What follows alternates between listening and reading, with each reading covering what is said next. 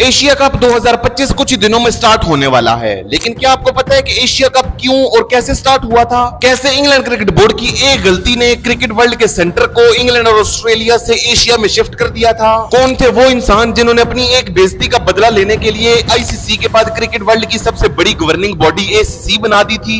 कौन थे वो अरबी शेख जिन्होंने एशियन क्रिकेट काउंसिल को ये ऑफर की थी कि पहला एशिया कप उनके ग्राउंड में करवाया जाए? और क्यों एशियन क्रिकेट काउंसिल ने उनकी ये ऑफर एक्सेप्ट भी कर ली थी? क्रिकेट हिस्ट्री का पहला एशिया कप कब खेला गया था?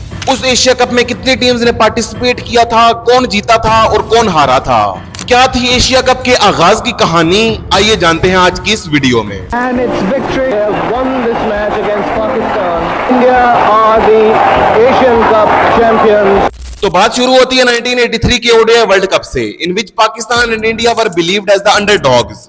हर किसी को यही लग रहा था कि ये वर्ल्ड कप भी वेस्ट इंडीज, ऑस्ट्रेलिया या फिर इंग्लैंड की टीम ही जीतेगी और पाकिस्तान और इंडिया को कोई भी भाव नहीं दे रहा था। लेकिन पाकिस्तान और इंडिया ने हर किसी को गलत साबित करते हुए वर्ल्ड कप में शानदार परफॉर्मेंस दी और सेमीफाइनल के लिए क्वालिफाई कर लिया। पहला सेमीफाइनल इंडिया और इंग्लैंड के दरमियान खेला जाना था और हर किसी को यही लग रहा था कि इंग्लैंड की टीम इंडिया को बड़ी आसानी से शिकस्त देकर लगातार दूसरी बार वर्ल्ड कप के फाइनल के लिए क्वालिफाई कर लेगी। लेकिन इंडिया ने हर किसी को हैरान करते हुए सेमीफाइनल में इंग्लैंड को बड़ी आसानी से शिकस्त देकर फाइनल के लिए क्वालिफाई कर लिया। दूसरे सेमीफाइनल में जैसी उम्मीद की जा रही थी वैसा ही हुआ। वेस्ट इंडीज ने 8 विकेटों से बड़ी आसानी से पाकिस्तान को शिकस्त देकर फाइनल के लिए क्वालिफाई कर लिया। अब 1983 वर्ल्ड कप का फाइनल इंडिया और वेस्ट इंडीज के दरमियान खेला जाना था और असली ड्रामा यहीं से शुरू होता है। उस वक्त board of control of cricket of India यानी कि बीसीसीआई के चेयरमैन थे एनकेपी साल्वे। उन्होंने इंग्लैंड क्रिकेट बोर्ड से राब्ता किया और उनसे कहा कि मुझे इस फाइनल मैच के 2 मजीद टिकट्स चाहिए। लेकिन इंग्लैंड क्रिकेट बोर्ड वाले तो पहले ही तपे बैठे थे क्योंकि इंडिया वालों ने उन्हें सेमीफाइनल में शिकस्त दे दी थी। इसीलिए इंग्लैंड वालों ने न सिर्फ साल्वे को टिकट देने से मना कर दिया बल्कि उनकी बुरी तरीके से तजलील भी की।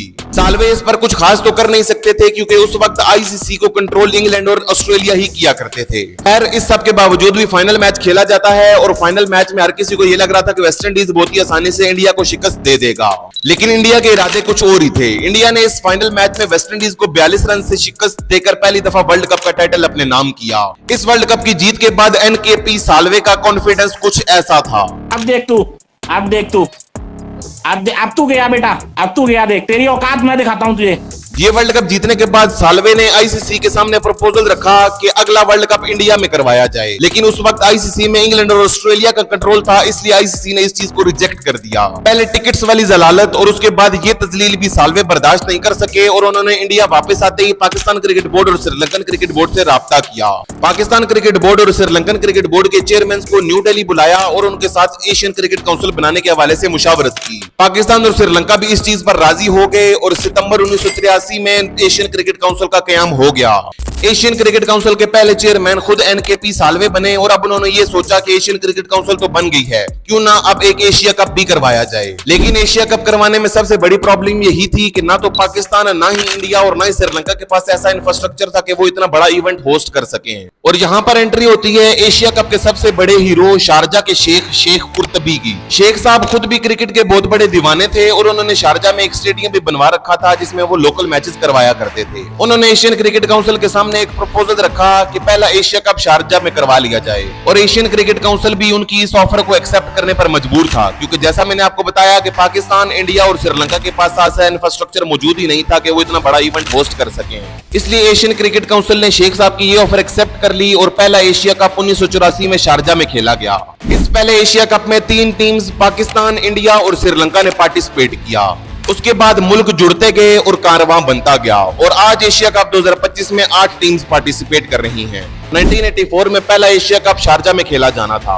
एशिया कप 1984 का पहला मैच पाकिस्तान और श्रीलंका के दरमियान खेला गया।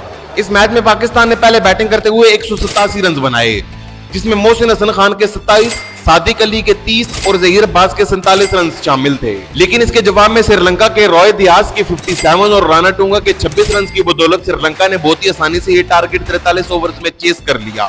इसके बाद इस एशिया कप का दूसरा मैच इंडिया और श्रीलंका के दरमियान खेला गया।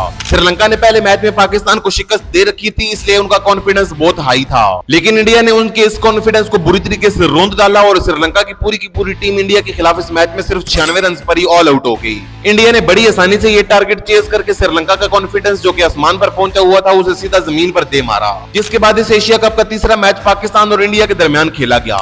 इस मैच में इंडिया ने पहले बैटिंग करते हुए 188 रन बनाए, जिसमें सुरेंद्र खन्ना के 56 रन, संदीप पटेल के 43 और सुनील गावस्कर के 36 रन शामिल थे। जिसके जवाब में पाकिस्तान की पूरी टीम 39 ओवर्स में सिर्फ और सिर्फ 134 रन बनाकर आउट हो गई।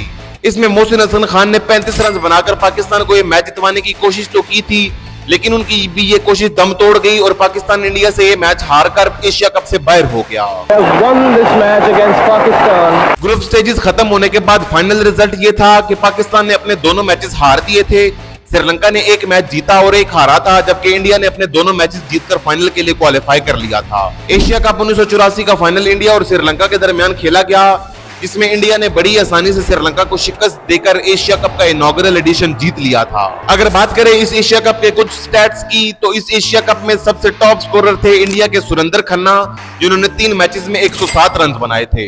इस एशिया कप में सबसे ज्यादा विकेटें हासिल करने का रिकॉर्ड रवि शास्त्री के नाम था, जिन्होंने 3 मैचेस में 4 विकेटें हासिल की थी। इस एशिया कप का प्लेयर ऑफ द टूर्नामेंट भी सुरेंद्र खन्ना को बनाया गया था, क्योंकि उनके 107 रन ने इंडिया को ये टूर्नामेंट जीतने में बहुत ज्यादा मदद की थी। तो ये थी कहानी एशिया कप के आगाज की और 1984 में खेले गए एशिया कप के पहले एडिशन की। आने वाली वीडियोस में हम एशिया कप के बाकी एडिशंस को भी कवर करेंगे, जिसमें हम आपको बताएंगे कि उस एशिया कप में कितनी टीम्स ने पार्टिसिपेट किया था और उस टूर्नामेंट को किसने जीता था और उसका रनर अप कौन रहा था।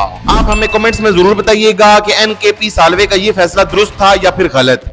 आज के लिए इतना ही, अपना ख्याल रखिएगा और अपने इस चैनल का भी। अल्लाह हाफिज।